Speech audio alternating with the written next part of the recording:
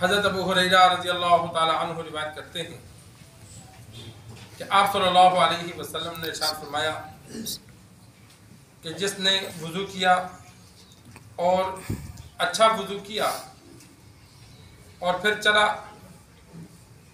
تو دیکھا کہ لوگ نماز پڑھ چکے ہیں، تو اللہ تبارک و تعالی اس نمازی کے برابر اسے ثواب عطا فرماتا ہے جس نے جماعت کے ساتھ نماز پڑھی، اور جماعت کے ساتھ نماز پڑھنے والوں کے ثواب میں کمی نہیں کی جاتی۔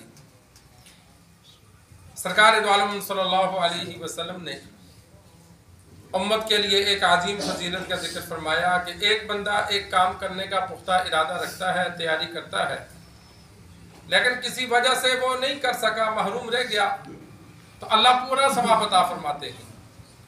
پہلے دور میں گھڑیاں نہیں ہوتی تھی، پتہ نہیں ہوتا تھا کہ جماعت ہوئی یا نہیں، اور وقت بھی مقرر نہیں ہوتا تھا، تو لوگ گھر سے چل کر جماعت کے لیے مسجد آتے تو بعض مرتبہ جماعت ہو چکی ہوتی، تو ایسا بندہ جو جماعت کے لیے آئے تیاری کر کے اور آگے جماعت ہو چکی ہو تو اللہ اسے پورا ثواب عطا فرماتے ہیں۔ ایک بندہ جماعت کے لیے کوشش کرتا ہے، وضو کرتا ہے، دوڑتا ہے، لیکن اس کے آنے سے پہلے جماعت مکمل ہو جاتی ہے تو اللہ اسے پورا ثواب عطا فرماتے ہیں۔ ہاں البتہ گھر میں پتہ ہو، وقت دیکھا کہ جماعت ہو گئی ہے تو پھر گھر میں نماز پڑھ لینا بہتر ہے تاکہ گھر میں بھی خیر و برکت ہو، کیونکہ مسجد میں تو جماعت ہو گئی۔ اگر جماعت کروا سکتا ہے تو پھر انسان مسجد آ جائے، دو تین بندے جو رہ گئے ہیں ان کو لے کر انسان جماعت کر لے۔ عادت نہ بنائی جائے، عادت بنانا گناہ ہے، لیکن کبھی کبھار جماعت رہ جائے تو جو بندہ جماعت کروا سکتا ہے تو جماعت کا ثواب حاصل کرنے کے لیے جو دو چار نمازی رہتے ہیں اس لیے مسجد آئے کہ چلو مجھے دو چار بندے مل جائیں گے، جماعت کر لوں گا، لیکن جو جماعت نہیں کر سکتا یا کروا نہیں سکتا تو وہ پھر گھر میں پڑھ لے۔ تو یہ ہر حکم کے لیے ہے۔ ایک بندہ شہادت کی تمنا رکھتا ہے، جہاد کا جذبہ رکھتا ہے اور یہ چاہتا ہے کہ اسے موت شہادت ملے، تو آپ صلی اللہ علیہ وسلم کا فرمان ہے کہ ایسے بندے کو اگر موت اپنے گھر میں بھی آئے گی تو اللہ شہادت کا ثواب عطا فرمائیں گے۔ بندہ حج کرنا چاہتا ہے، عمرہ کرنا چاہتا ہے، تیاری کرتا ہے۔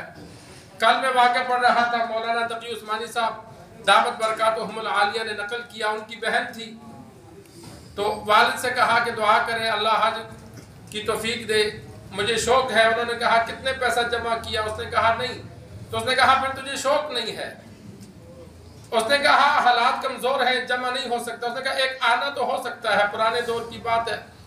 اس نے کہا ہاں آنا، ایک آنا، دو آنے، اتنے تو ہر مہینے جمع کر سکتی ہوں۔ تو اس نے کہا وہ کیا؟ اس نے کہا وہ بھی نہیں کیا۔ اس نے کہا جس کو شوق ہوتا ہے وہ کچھ نہ کچھ تو کرتا ہے۔ خیر اس کا انتقال جب ہوا تو جب سامان وغیرہ دیکھا گیا تو ایک گٹھڑی ملی جس میں 65 روپے اس دور میں جمع تھے، کہ وہ کہیں جمع کرتی گئی کہ چلو رقم پوری ہوگی تو حج ادا کروں گی۔ کہتے پھر والد صاحب نے کسی بندے کو بہن کی جانب سے حج بدل کروایا، اسی رقم میں اور رقم ملائی اور پھر حج کروایا کہ اللہ ثواب اسے عطا فرما دے۔ تو یہ بندہ اگر عمرے کے لیے کوشش کرتا ہے، تھوڑی تھوڑی رقم جمع کرتا ہے، حج کے لیے کرتا ہے اور اللہ اسے توفیق نہیں دیتا، اس کی رقم پوری نہیں ہوتی، دنیا سے چلا گیا، بغیر حج عمرہ کیے اللہ پورا ثواب عطا فرماتے ہیں۔ اور ایک بندہ ہماری طرح ہو، صرف ویسے کہے یا اللہ حج کی توفیق دے، عمرے کی توفیق دے، جذبہ نہیں ہے تو ثواب نہیں ملتا۔ جذبہ ہو تو جذبے کی علامت یہ ہوتی ہے کہ انسان کچھ نہ کچھ تیاری کرتا ہے جو اس کی طاقت ہے۔ تو ہر عمل جس کے لیے انسان تیاری کرے اور کسی وجہ سے وہ عمل نہ ہو سکے تو اللہ اس عمل کے برابر اسے ثواب عطا فرماتے ہیں۔ تو انسان کا ارادہ ہو جماعت کے ساتھ شامل ہونے کا، تو راستے میں کسی وجہ سے دیر ہو گئی، پہنچ نہ سکا، یا جماعت جلدی ہو گئی، یا آیا وضو کرنے میں کسی وجہ سے بھی تاخیر ہو گئی تو اسے اللہ جماعت کا پورا ثواب عطا فرماتے ہیں۔